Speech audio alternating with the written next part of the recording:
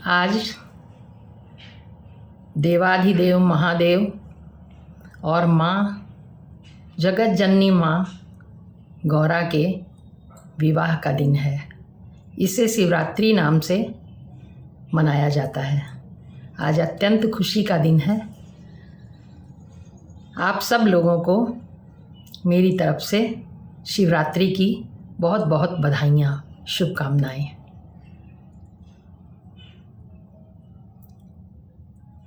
सती का शरीर छोड़ते समय सती ने भगवान हरि से यह प्रार्थना की थी कि मैं जन्म जन्मों तक भगवान शिव को ही पति के रूप में प्राप्त करूं। और भगवान शंकर ने भी सती से यह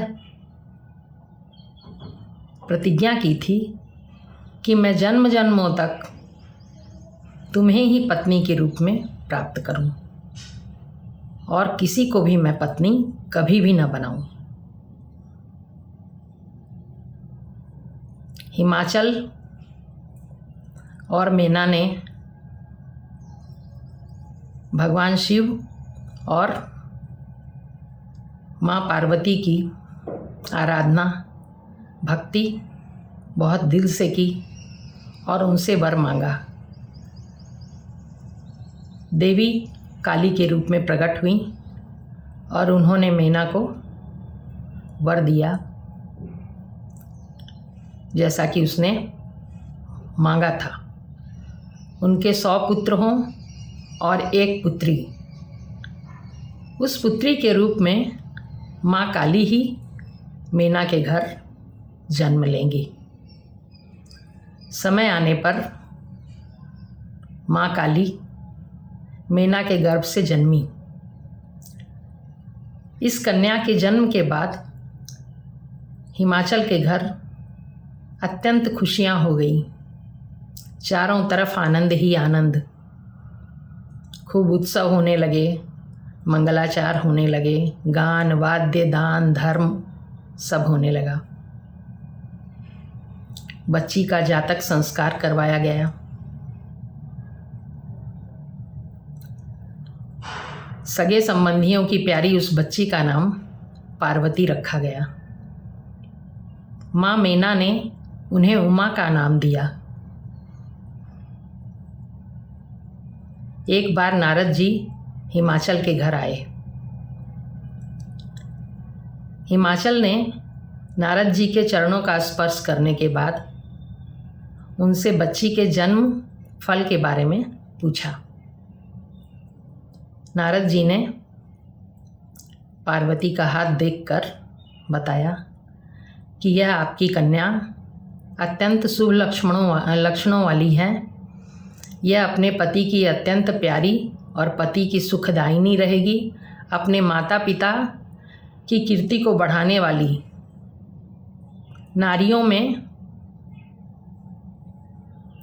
परम साध्वी पतिव्रता स्त्री बनेगी।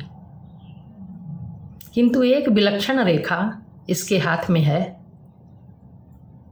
इस रेखा का अर्थ है कि इस कन्या का पति निर्गुण, निष्काम, माता पिता से रहित,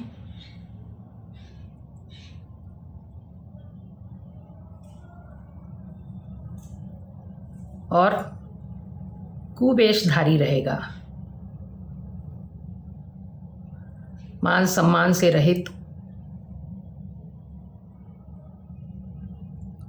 अत्यंत सीधा साधा, इस तरह के लक्षणों वाला वर रहेगा इसका। इस पर हिमाचल और मेना अत्यंत दुखी हुए। तब नारद जी ने कहा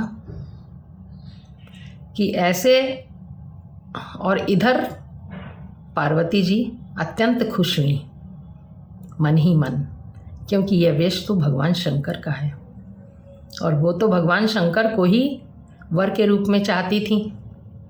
नारद जी ने कहा हिमाचल और मेना से कि इस तरह के लक्षणों वाला वर तो भगवान शिव ही हैं जिनमें ये दुर्गुण सद्गुण के रूप में हैं, आप अपनी कन्या भगवान शिव को ही अर्पण कर दें। अगर आपकी कन्या तपस्या करके भगवान शिव को प्रसन्न कर ले तो अवश्य ही भगवान शिव इसे अपनी पत्नी बना लेंगे। हिमाचल और मीना विचार ही कर रहे थे। इस बीच में पार्वती ने अपने स्वप्न के बारे में अपने माता पिता से कहा कि एक सुंदर गौर वर्ण का ब्राह्मण मुझसे सपने में आज्ञा दे रहा था कि तुम भगवान शिव की तपस्या करो और उन्हें प्रसन्न कर लो।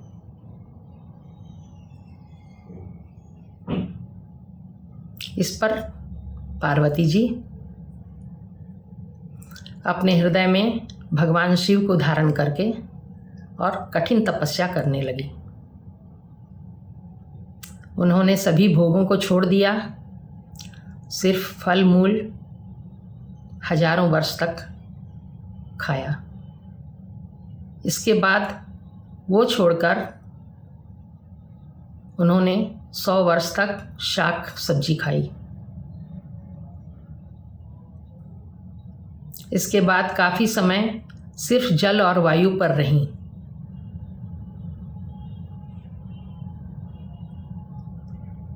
इसके बाद उन्होंने सूखे हुए बेलपत्र बहुत वर्षों तक खाए। जब उन्होंने वह बेलपत्र खाने भी छोड़ दिए तब उनका नाम अपर्णा यह पड़ा। इतने व्रत करते करते पार्वती जी बिल्कुल कृश हो गई थीं। तब एक दिन आकाशवाणी हुई कि अब तुम्हारी मनसा पूर्ण होगी, अब तुम्हें शिव मिलेंगे। अब पिता के बुलाने पर तुम घर चली जाओ और सप्तर्षियों के आने पर इस बात को बिल्कुल सत्य समझ लेना कि अब शिव जी से तुम्हारा विवाह होगा। इधर देवता भी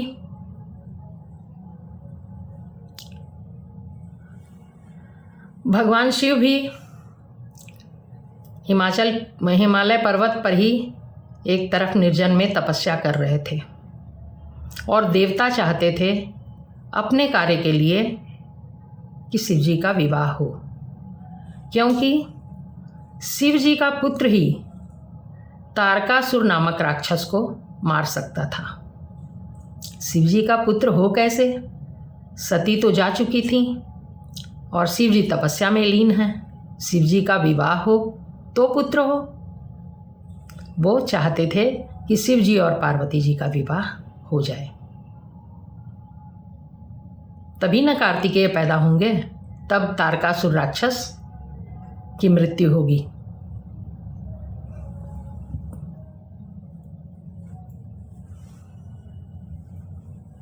देवताओं ने कामदेव को शिव जी की तपस्या को भंग करने के लिए भेजा और शिव जी ने तो क्रोध में आकर कामदेव को जला ही डाला। अब रति रोने लगी, क्योंकि रति के पति कामदेव खत्म हो चुके थे। तो रति की अत्यंत प्रार्थना करने पर शिव जी ने रति को कहा कि अब तुम्हारे पति अनंग रहेंगे, सभी के शरीर में अब रहेंगे। तो रति खुश हो गई।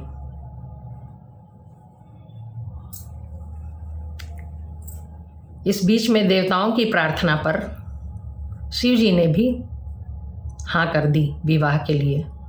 तो ब्रह्मा जी ने सप्तर्षियों को राजा हिमाचल के पास भेजा विवाह का प्रस्ताव लेकर। हिमाचल ने वह प्रस्ताव मान लिया और मुनियों को बुलाकर सही शुभ लग्न, शुभ समय और शुभ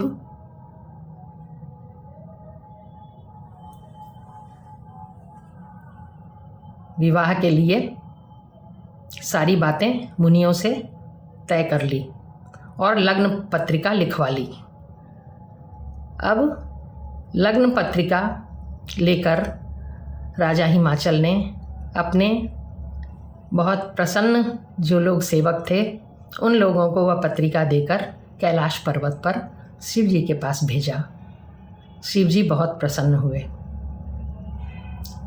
उधर देवता लोग शिव और शिवा के विवाह के बारात में जाने के लिए तैयार होने लगे। सभी देवता देवियाँ, देवताओं का सारा समाज तैयार हो रहा था कि बारात में जाएंगे। बारात अत्यंत सुंदर सज रही थी, सारी तैयारियां उधर हो रही थी। इधर हिमाचल के यहाँ हिमाचल ने सारे पर्वतों को, सभी नदियों को, अपने सभी सगे संबंधियों को बुलाया शिव और शिवा के विवाह के लिए। वो लोग भी सब इधर आए हिमाचल के घर। बारात सजना शुरू हुई। सभी देवी देवता बहुत सुंदर सजे। क्या शोभा थी उस बारात की। किंतु इस बीच में इधर मेनका ने कहा कि मैं पहले पार्वती के वर को देखूंगी। ये पता होने पर शिव जी को अच्छा नहीं लगा। उन्होंने मीना के अहंकार को तोड़ने के लिए अपना रूप विरूप बना लिया और अपनी बारात का अत्यंत ही अमंगल रूपी रूप बना लिया। अजूबी किस्म की बारात थी। सारे बाराती अलग अलग रूप के थे। किसी को एक आँख थी जो माथे पर थी, किसी को नाक गाल पर चिपका है, किसी के बाल लटक रहे हैं, बड़े बड़े दांत निकले हुए हैं। बिल्कुल अजीब, जिसको देखकर सब डर जाएं। और शंकर जी ने भी अपना वेश वैसा ही, पूरा सारा जो सुंदर रूप था उसको छुपा लिया उन्होंने और विरूप बिल्कुल अजीब रूप में वो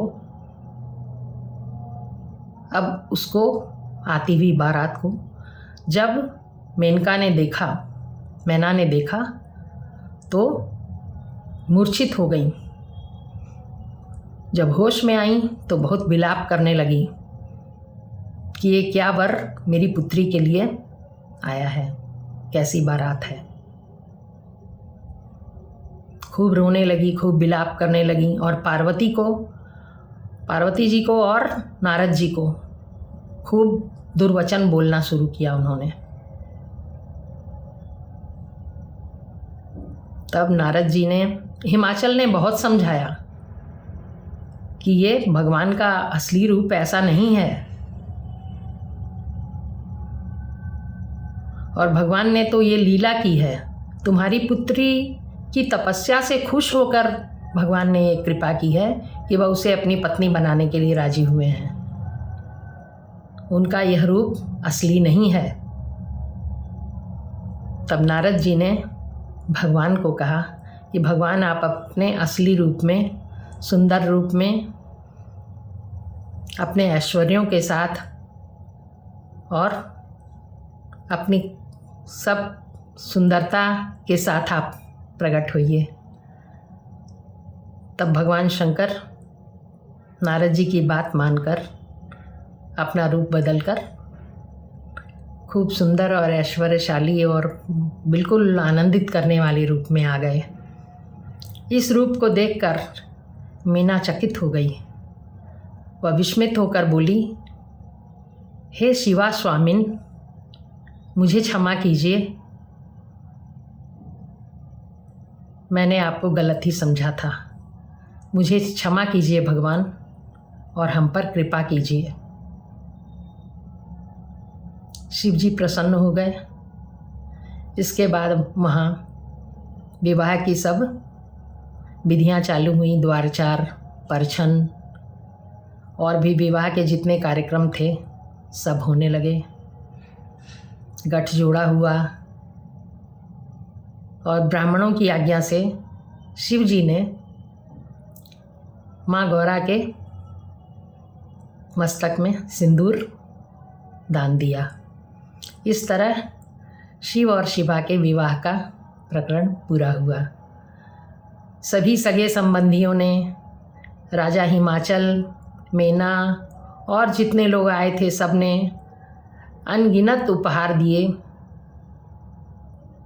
रत्नों से बने हुए बर्तन, बहुत बड़े बड़े सुंदर सामान, बहुत कुछ अपनी बेटी को उन्होंने दिया। अंत में विदाई का समय हुआ। राजा हिमाचल, रानी मेना और सभी सगे संबंधी बहुत रोने लगे, क्योंकि ये बिछुड़ने का वक्त था। किंतु बहुत समझाने बुझाने पर वो लोग शांत हुए और उन्होंने बेटी की विदाई की। जब शिव और शिवा कैलाश पर्वत पर आए तो वहाँ बहुत बड़ा उत्सव हुआ और कैलाश पर्वत पर जो शोभा हुई उसका वर्णन करना कठिन है। अत्यंत सुंदरता चारों तरफ फैल गई, क्योंकि माँ गौरा आ गई थी अपने घर।